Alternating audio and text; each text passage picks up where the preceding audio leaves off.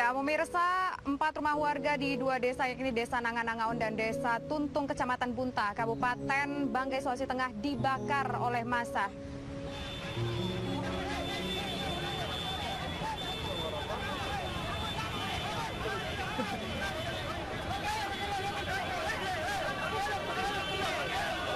Kerusuhan warga terjadi di 2 desa di Kecamatan Bunta, Kabupaten Banggai, Sulawesi Tengah. 4 rumah warga serta 1 unit motor ludes dibakar massa. Massa mengamuk setelah salah seorang warga ditikam hingga tewas saat pesta miras. Amuk warga massa memuncak setelah korban dimakamkan dan segera spontan membakar 4 rumah warga dan pelaku penusukan. 1 warga terkena tembak karena berusaha menyerang aparat saat menghalau massa yang mulai anarki. Kerusuhan juga mengakibatkan seorang anggota polisi terluka terlempar oleh batu.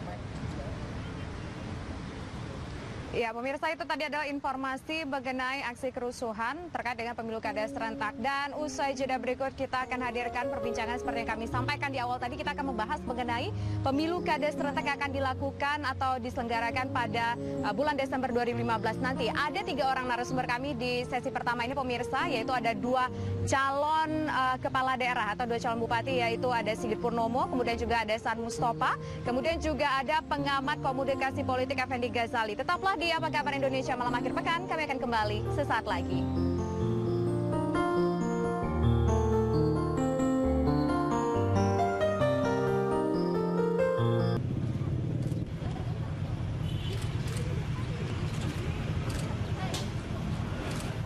Hari ini merupakan hari pertama pendaftaran calon kepala daerah untuk pemilu kada serentak. Di Solo, Jawa Tengah, pasangan petahana Pilkada Solo 2015, calon wali kota Solo FX Hadi Rudiatmo bersama dengan pasangannya calon wakil wali kota Ahmad Purnomo siang tadi mendaftarkan diri ke KPU Solo. Ratusan pendukung dari PDIP mengarak calon mereka ke kantor KPU Solo dengan menggunakan sepeda ontel dan beberapa andong. FX Hadi Rudiatmo mengaku mendaftar lagi sebagai calon wali kota Solo setelah mendapatkan dukungan masyarakat dan rekomendasi dari DPP PDIP Pusat. Ia pun optimis dalam Pilkada Solo mendatang bisa meraih kemenangan.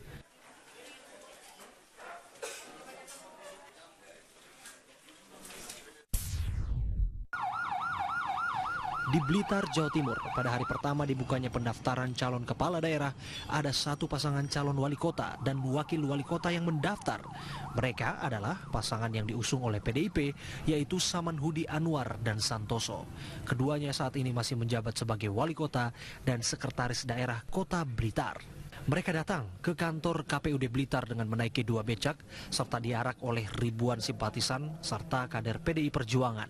Pasangan calon wali kota ini juga didukung oleh hampir seluruh partai politik di Kota Blitar seperti Nasdem, Gerindra, PKS, Golkar, PAN, Hanura, dan Demokrat.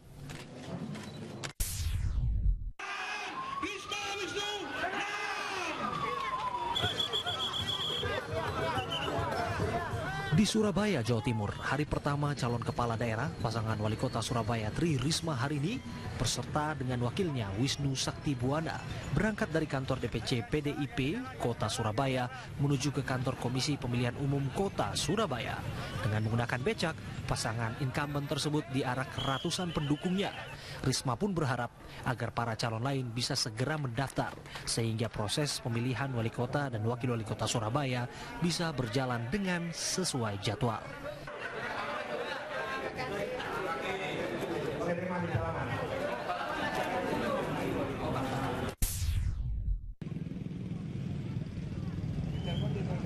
Sementara di Karawang, Jawa Barat, anggota DPR RI Saan Mustafa dan pasangannya Imam Sumantri resmi mendaftarkan diri sebagai calon bupati dan wakil bupati.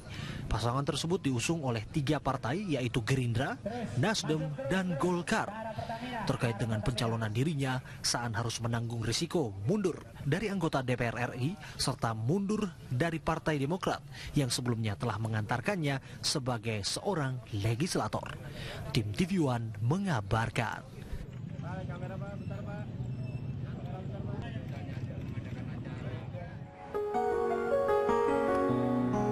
Ya, sudah bersama dengan tiga narasumber kami pemirsa yang kami sampaikan tadi. Saya ingin ke Pak Saan dulu nih. Mumpung tadi informasi terakhir mengenai Pak Saan sudah mendaftarkan diri tadi ini ya ke KPU. Pak Saan, ini beneran nih mau mundur dari DPR? Ya, insya Allah.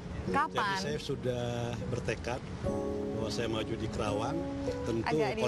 Tentu konsekuensi untuk mematuhi berbagai peraturan dalam undang-undang, saya harus mundur dari DPR.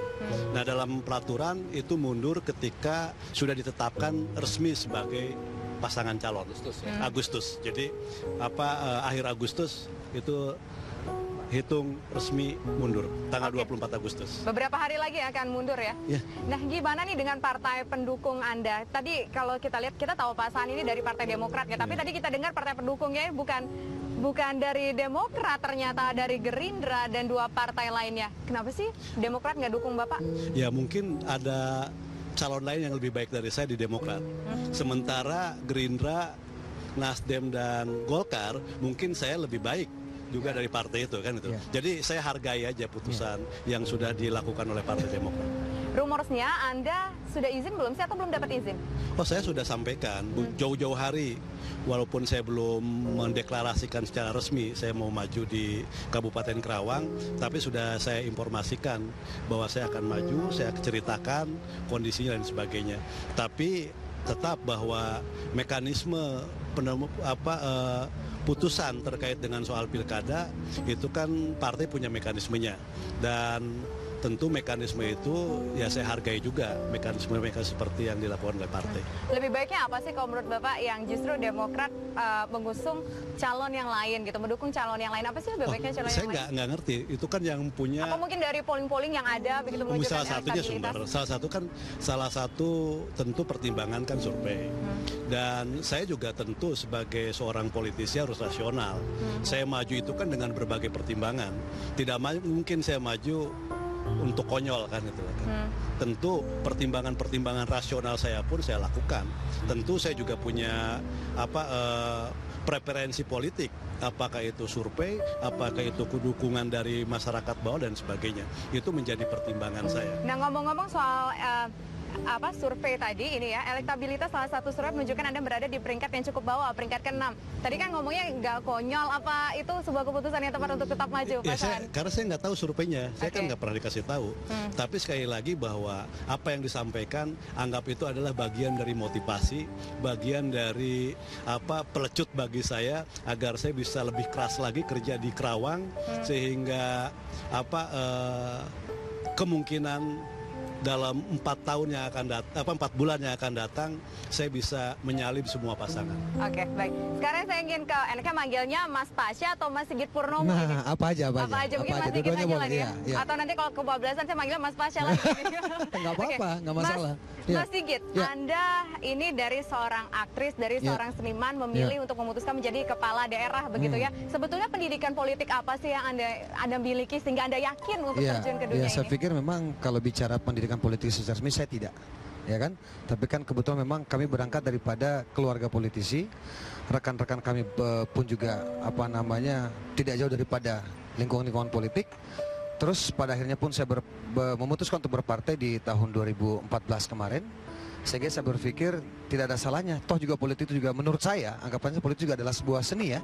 Banyak beragam-beragam kondisi di dalamnya, dan saya sudah rasakan juga walaupun baru 1 tahun ini.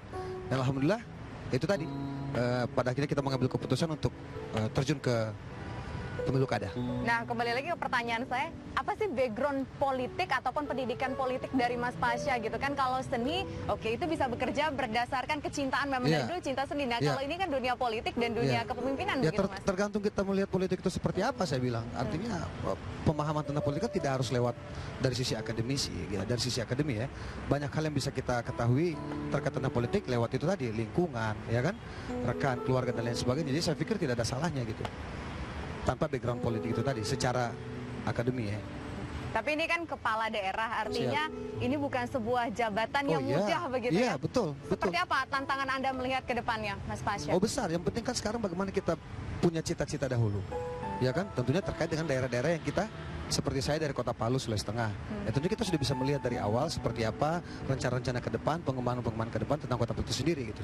Oke, sekarang saya ingin ke Mas Effendi Ghazali. Mas Effendi, kita melihat bahwa dari kasus Pasaan ini dari Partai Demokrat, tapi tidak didukung oleh Partai Demokrat begitu ya. Anda melihat seperti apa sih sebetulnya komunikasi politik antara Pasaan sendiri dengan partai yang membesarkan namanya begitu? Kalau boleh catatan untuk pemilu kada serentak dulu baru masuk ke Pasaan dan Pasya. Saya ingin mengatakan pemilu kada serentak ini, saya ikut meneliti pilkada itu sejak 1 Juni 2005 loh. Jadi ini kesekian kalinya dalam proses yang seperti sekarang. Ini catatannya dua, kalau tidak very koloso, agak mepet-mepet bahaya dalam konteks tatanan hukumnya nanti, bisa amburadul juga. Nah, saya ingin mengatakan begini, kenapa? Satu, mahar terjadi di mana-mana. Jadi kalaupun ada yang mengatakan kami nggak pakai mahar loh, ya ada. Maharnya untuk masyarakat umum seperti apa sih gambarannya? Mungkin kalau kita berbicara kita tahu mahar itu apa, tapi kalau masyarakat mahar umum itu apa? adalah Anda bayar untuk dapat tiket. Ada beberapa yang tidak. Ya, saya tahu. Misalnya saya tahu PDI di Kaltara, Demokrat di Kaltara, ada beberapa yang tidak. Tapi yang lain, waduh, maharnya jalan luar biasa hebat. Itu satu. Yang kedua, karena terjadinya ada dua partai yang masih bermasalah, maka muncul strategi-strategi seperti ini. Strategi yang muncul sekarang ini, petahana atau incumbent yang merasa takut muncul lawan, dia belilah lebih dulu partai-partai ini, ya. Kemudian dengan mengatakan kalau yang itu nanti ngasih, belum tentu loh, karena kan masih ada proses sengketa di situ. Sehingga kemungkinan besar yang muncul nanti adalah petahana yang sudah mampu membeli partai-partai itu, menafikan, meniadakan lawan yang kuat. Nah, untuk itu apa? Diciptakanlah lawan pasangan boneka, baik itu dari partai ataupun dari perorangan. Nah, yang ketiga baru masuk yang kejadian-kejadian yang ada. Ini akan amburadul yang disebut koalisi-koalisi ini ke depan. Jadi saya akan merapalkan dengan cepat KMP atau apa ini akan amburadul ke depan, karena di beberapa tempat, janganlah kisah ini diangkat. Saya angkat kisah lain aja. Misalnya di Kotim, itu justru tiket diberikan kepada misalnya ya dari KMP ini memberikan tiket, katakanlah Gerindra memberikan tiket kepada ketua tim pemenangan Jokowi misalnya. Jadi anda bisa bayangkan nggak bagaimana ini luar biasa menarik loh. Ini fakta-fakta yang ada di lapangan. Nah, buat bangsaan saya nggak tahu persis bagaimana prosesnya selama ini, tapi pilihan sikapnya menurut saya kesatria. Yang pertama, perhatikan betul apa yang akan terjadi kemudian. Karena kalau kita bicara survei, begini, kalau mau pakai teori yang benar, survei itu mestinya dibiayai partai. Jadi partai cuma satu bikin survei, di setiap kabupaten dibiayai partai. Jangan lepas, Pasya kamu bikin survei ya, Pak Saan bikin survei ya. Jadi kalau misalnya nanti dibilang bisa aja sama yang ini, yang itu. Saya tidak ingin mengatakan survei itu berbohong, tapi kecenderungannya kapan diambil, kapan dilakukan, siapa yang bayar, itu segala itulah macam. satu yang membuat Pak Saan tadi jadi optimis ya. Nah, tapi sekarang coba bayangkan ya, kalau partai yang bikin survei. Jadi misalnya Partai Demokrat bikin survei di semua kabupaten kota, ini ada 269 yang akan, dan provinsi dan kota yang akan melakukan pilkada. Oh, itu hasilnya fair, baik bagi Saan maupun bagi siapapun. Oke, sekarang saya ingin mengkomentari bagaimana tanggapan Mas Effendi. Kita tahu bahwa Mas Pasya ini berbelas-belas tahun yang lalu adalah seorang aktris. Memang sudah terkenal, semua orang sudah tahu siapa Mas Pasya, tapi bukan sebagai seorang politisi, bukan sebagai seorang pemimpin kepala daerah begitu. Sebetulnya Anda melihat ini bagaimana sih celebrity politician? Apakah ini menguntungkan bagi beliau? Saya agak bias pasti kalau ditanya soal Pasya. Yang agak mengejutkan saya adalah majunya Saan meninggalkan kursi DPR di Karawang. Kita bicara Mas Pasya dulu. Kalau Pasya, saya agak bias karena saya sudah mulai mendengar dia mau maju 2 tahun lalu. Karena sering ketemu gitu ya. Lalu dia mulai belajar. Bahkan juga kalau kita tes ya, kadang-kadang kita suka usil tes. Tahu nggak APBD-nya berapa? Tahu nggak apa potensinya? Pada awalnya dia jawabnya agak sederhana. Ada potensi apa tuh pasir. Itu kapan yang agak sederhana? 2 tahun sebelumnya. Sekarang kalau jawabannya Sekarang ditanyain? sih menurut saya agak lumayan. Barusan ditanyain? Iya, enggak. Seperti apa luar biasa atau agak lumayan? Dia mulai membaca peta politik di situ, bagaimana tantangan seorang wali kota, lalu bagaimana mencari wakil juga yang lebih tua, lebih berpengalaman dari dia. Jadi hal-hal seperti itu dia lakukan.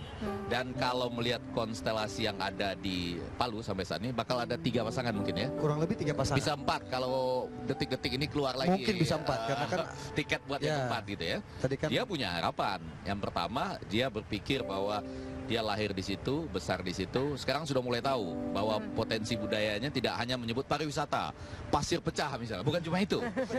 Iya kan? Batu pecah dan lain bukan cuma itu gitu.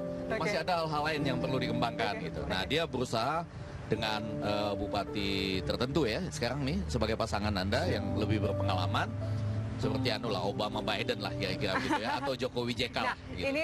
Ini kan kalau di tempat Mas selalu ya. orang pasti akan terus menanyakan, bukan hanya karena pas ya, tapi mungkin juga karena selama ini bayangan orang terhadap artis itu belum terlalu meyakinkan. Oke, itu ya PR-nya itu buat Mas Pasya, bayangan orang terhadap artis belum meyakinkan. Tapi gimana kita melihat bahwa Pasya ini melihat katanya ada 3 calon lagi, 3 calon saingan lagi. Ini gimana peluangnya Mas Effendi? Tapi nanti akan kita jawab usai jeda berikut. Dan pemirsa, jangan beranjak dari layar kaca Anda. Apa kabar Indonesia malam akhir pekan akan kembali sesaat lagi.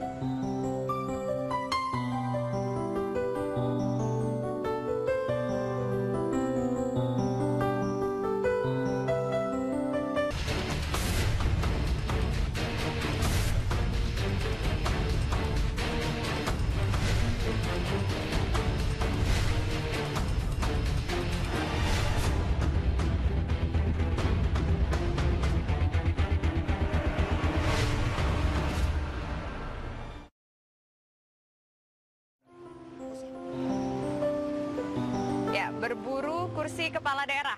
Menjawab pertanyaan saya tadi menggantung, Mas Effendi, bagaimana peluang Mas Pasya untuk bersaing dengan 3 pesaing lainnya? Saya harus pelajari dulu nanti kalau saya jadi konsultan atau enggak lah. Secara umum tentu harus dipelajari dulu. Saya sahabat sama dia, jadi makanya saya bilang ada bias-biasnya, harus diakui. Tapi tentu harus dipelajari dulu peta terakhir sampai berapa yang dapat tiket. Karena sistem pilkada kita yang baru ini kan berbeda dari yang lalu. Nggak ada putaran-putaran kedua. Berapapun benarnya, nyok silakan gitu. Nah kalau tips-tipsnya praktis sebetulnya. Kalau calonnya lebih dari 2, maka hati-hati betul melihat sentimen misalnya ya. Sentimen suku, agama, ras itu jadi penting. Kalau calonnya sudah 3 atau 4, ada satu kelompok aja bersatu di satu kandidat misalnya, itu bisa bubar yang lain. Karena kan angkanya cuma butuh 26%. Jadi itu perlu diperhatikan. Pada bagian lain, kita nggak tahu nih siapa yang dapat tiket pada saat-saat terakhir misalnya. Itu juga penting. Sama ya, saya kok agak khawatir pilkada ini yang serentak ini, padahal kan jumlahnya besar nih 269, tidak terlalu menggerakkan ekonomi rakyat. Ya adalah brosur, apa segala macam, kaos, banner. Tapi nanti menggerakkannya pada tanggal 8 sama 9 Desember. Dalam bentuk politik uang gitu. Nah itu bahaya lagi tuh. Serangan fajar begitu ya. Nanti kita bahas serangan fajar itu masih cukup lama begitu ya. Memprediksi serangan fajar soalnya. Baik, saya ingin kembali ke Mas Pasya. Mas Pasya, ini kan tampaknya cukup sulit begitu ya. Bagaimana sih Mas Pasya untuk meyakinkan pemilih di kota tempat Anda itu? Yang pertama saya mencoba untuk bukan merubah, tapi mungkin menambahkan sedikit. Ini kan kesannya berburu kursi kepala daerah, kan kesannya gini, ada ambisi, ada apa ya, kalau bahasa Jakarta kepengenan banget gitu loh. Sebenarnya enggak. Jadi Mas Pasya emang nggak pengen? Bukan, maksud saya tergantung kita melihat apa sih sebenarnya tujuan kita untuk menjadi seorang kepala daerah itu sendiri. Karena bahasa berburu ini menurut saya seakan-akan orang-orang ini seperti apa gitu ya. So saya melihatnya lebih sederhana saja bahwa seperti pemburu. Jadi kayak gitu kan, bahwa semakin banyak calon. Saya pribadi nih, saya sudah sampaikan juga di bawah di Kota Palu itu sendiri. Justru sebenarnya semakin banyak calon, masyarakat mestinya semakin bahagia. Kenapa? Artinya di sinilah masyarakat bisa melihat bahwa semakin bahagia, Mas Pasya ketar-ketir nggak? No. Oh enggak. Justru kalau dalam matematika politik semakin banyak kandidat yang maju, semakin besar peluang menang itu ada. Setiap kandidat ya. Beda mungkin misalnya kita head to head atau katakanlah bahkan ada lagi persepsi di mana Kalau 3 calon, ini ada lagi bisikan-bisikan, kalau 3 calon itu nanti bahaya, nanti si Anu bisa bersatu nanti buat jatuhin kamu dan ya itu ada aja di dalam apa namanya proses pemilu kada ini sendiri. Baik. Tapi itu tadi cuman itu ya seperti itulah ya. Oke, baik. Sekarang saya ingin ke Pak Saan. Pak Saan, ini seperti apa persiapannya untuk menghadapi pemilu kada Desember mendatang? Ya, saya bekerja semaksimal mungkin sebagai orang yang lahir, besar, tumbuh dan sampai hari ini tinggal di Kerawang. Tentu saya juga punya jaringan-jaringan politik, apakah itu teman-teman SD, teman-teman SMP, SMA, dan yang lain-lain. Tentu secara emosional itu lebih dekat dan itu juga menjadi salah satu potensi sumber daya politik saya yang tentu harus coba saya maksimalkan mereka untuk bergerak. Dan saya juga memang hampir tiap hari dan karena memang pulang ke Kerawang tentu selalu bersentuhan dengan masyarakat Kerawang. Yang menjadi salah satu yang melatar belakangi saya mencalonkan bupati juga tentu rasa memiliki saya terhadap Kerawang, rasa tanggung jawab terhadap Kerawang sebagai orang yang memang lahir besar di Kerawang, putra daerah Kerawang. Itu pun menjadi salah satu motivasi dengan segala resiko yang harus saya hadapi. Tentu salah satu resiko yang paling di depan mata itu adalah saya harus mundur sebagai anggota DPR. Akan mundur sebagai anggota DPR dalam waktu dekat begitu ya. Mas Saan, seperti Anda pernah berkomunikasi tidak? Kita juga tahu bahwa di Karawang itu ada salah satu calon yang diusung juga dengan Partai Demokrat. Pernah berkomunikasi tidak mungkin dengan pesaing Anda ini? Oh iya, dulu kan waktu saya 2010, waktu dalam pasangan waktu menjajak pemilu kada dalam waktu dekat ini? Saya berkomunikasi sebelum Lebaran, sebelum puasa saya berkomunikasi sebagai sesama kader Partai Demokrat. Tentu saya lakukan, bahkan beberapa kali ketemu dalam sebuah acara dan kita biasa ngobrol, nggak ada masalah. Jadi tetap saya ingin bahwa kompetisi yang sehat, yang demokratis itu menjadi penting karena salah satu prasyarat untuk melahirkan calon-calon kepala daerah yang berintegritas, calon-calon kepala daerah yang punya kepedulian terhadap daerahnya, itu salah satunya adalah bagaimana pilkada itu berkualitas dan demokratis. Itu juga menjadi penting dan tentu ini harus menjadi komitmen semua, apakah itu partai, apakah itu calon maupun penyelenggaranya. Anda hari ini sudah mendaftarkan diri ke KPU ya? Berkas-berkas sudah lengkap semua atau masih ada melengkapi berkas lagi? Alhamdulillah, berkas-berkas saya tadi dinyatakan 100% lengkap oleh KPU. Saya tidak dari apakah itu syarat pencalonan maupun syarat sebagai calon. Itu sudah dilengkapi semua dan dinyatakan itu lengkap semua dan saya tinggal menunggu satu proses lagi yang harus saya jalani, yaitu tes kesehatan tanggal 29 Juli yang akan datang. Nah, setelah itu tentu nunggu verifikasi dari KPU untuk penetapan tanggal 24 Agustus yang akan datang. Konfirmasi sekali lagi, berarti nanti bulan Agustus akan mengundurkan diri itu kan dari DPR? Sesuai dengan mekanisme, sesuai dengan peraturan perundang-undangan. Jadi begitu ditetapkan oleh KPU sebagai calon tetap, di situ KPU tentu akan meminta kesediaan untuk mundur. Jadi kalau memang tidak sedia untuk mundur, tentu posisi saya sebagai calon itu akan didiskualifikasi, dicoret. Gambling ya berarti ya kita harus memilih. Setiap pilihan tentu punya resiko. Nah, komunikasi dengan Pak SBY sudah ada seperti apa? Ya, saya dengan Pak SBY langsung saya belum dilakukan karena saya pernah minta waktu terhadap seseorang untuk bisa ketemu menyampaikan niat saya, tapi dengan petinggi-petinggi partai yang lain pernah saya sampaikan. Baik. Nah, kalau Pak Saan sudah mendaftarkan diri, Mas Pasya sudah mendaftarkan diri atau kapan? Insya Allah besok. Besok. Jadi mungkin insya Allah nanti subuh nanti berangkat ke Palu. Besok siang kurang lebih pukul 2 ya. Kalau nggak ada halangan semua kita akan lakukan besok dan berkas-berkas juga sudah alhamdulillah. Cuman saya untungnya tidak harus mundur dari vokalis umum. Tidak ada aturan undang-undang dibuat itu. Harus mundur dibuat aturannya. Belum ada keputusan MK soal mundur sebagai vokalis belum. Vokalis di DPR ya. Vokalis DPR, sama-sama vokalis ya, cuma beda. Seperti itu. Alhamdulillah. Saya ingin ke Mas Effendi lagi. Tadi kalau kita kembali mundur lagi nih Mas Effendi. Tadi kalau ngomongin soal Mas Pasya tadi agak bias begitu. Kalau Mas Saan tadi sudah agak jelas, maksudnya gimana nih? Ya agak jelas karena komplit kan dia. partai yang mendukung, dan dia mengatakan di depan kita semua nggak bayar mahar gitu. Jadi artinya dia maju komplit. Lalu berdasarkan MK memang harus mundur.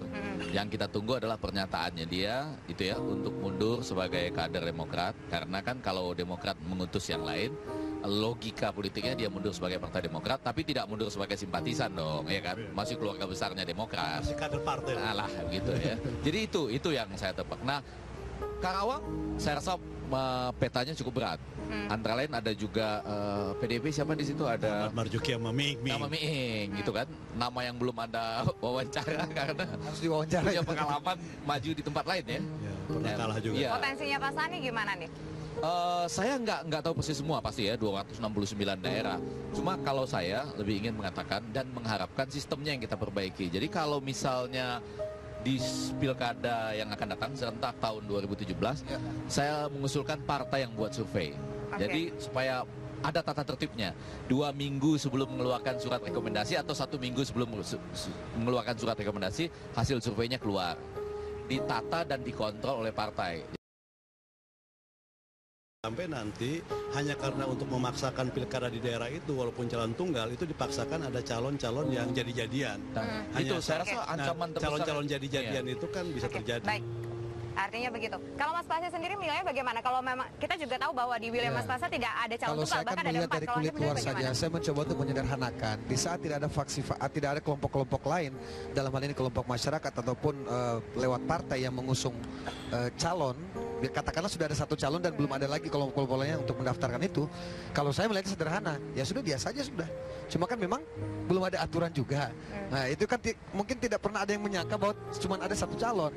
Tapi kalau saya ditanya, saya pikir ya sudah, biasa aja sudah, gitu loh. Yang saya ingin tahu, emang ada bias dari putusan MK Karena ketika petahana. Karena di saat masyarakat diam, ya berarti dia. Jadi nggak ada lagi. baik. Petahana tuh kan gini ya, dulu petahana itu dianggap sangat terlalu kuat. Ketika sangat terlalu kuat, orang berpikir ngapain maju untuk kalah, ngabisin energi. Sudah minder duluan begitu ya ngabisin artinya. energi dan sebagainya. Nah, kalau pakai Baik. teori macam-macam, kesempatan terbuka dengan misalnya calon perorangan yang lebih kecil. Baik. Di Amerika saja cukup 500 tanda Oke, tangan. baik. Jadi gubernur di New York cukup 15.000 tanda tangan. Di sini hampir 1 juta. Ya, kita tunggu lah ini bagaimana nanti uji material yang Bang Egy juga ajukan begitu ya. Iya. Oke baik, terima kasih Bapak-Bapak atas waktunya. Terima kasih Pak Saan, terima kasih Mas Effendi Ghazali, terima kasih Mas Pasya Sigit Purnomo. Dan pemirsa, terkait dengan calon tunggal ini, apakah akan tetap dilakukan pemilu kada serentak atau mungkin ada beberapa daerah yang harus ditunda pemilu kadanya? Kita nanti akan bahas dengan narasumber kami. Ada 2 orang narasumber kami, yaitu salah satu diantaranya adalah Komisioner KPU Sigit Pamungkas dan juga ada Said Sahudin, pengamat pemilu kada. Tetaplah di kami, Apa Kabar Indonesia, Mama Kira akan kembali sesaat lagi.